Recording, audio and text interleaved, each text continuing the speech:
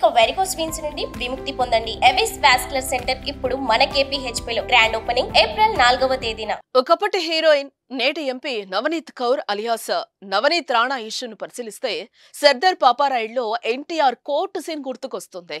Your honour, కోర్టుకు తీర్పుకు ఇంత తేడా ఏంటి సార్ అనే సీన్. విషయం ఏంటంటే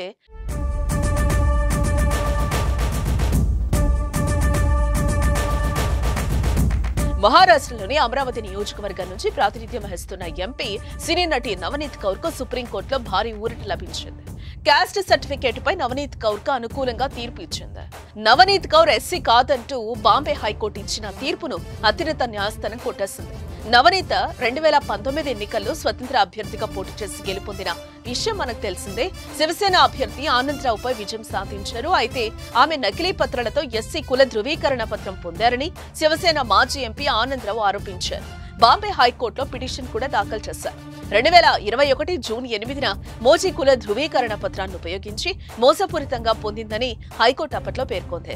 ఈ మేరకు ఆమె కుల ధృవీకరణ పత్రాన్ని రద్దు చేయడంతో పాటు 2 లక్షల రూపాయల జరిమానా విధించింది.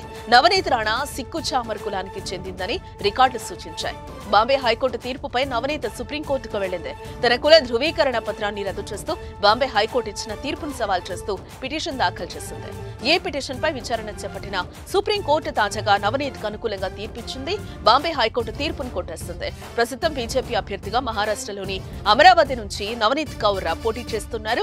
గత 3 ఏళ్లుగా తన కులంపై అభ్యంతరాలు లేపుతూ కోర్టు వరకు వెళ్లి మనశ్శాంతి లేకుండా చేయడం ఎంతవరకు సబబు, వారి విజ్ఞతకే వదిలేస్తున్నా అని నవనీత్ కౌర్ స్టేట్మెంట్ ఇచ్చారు.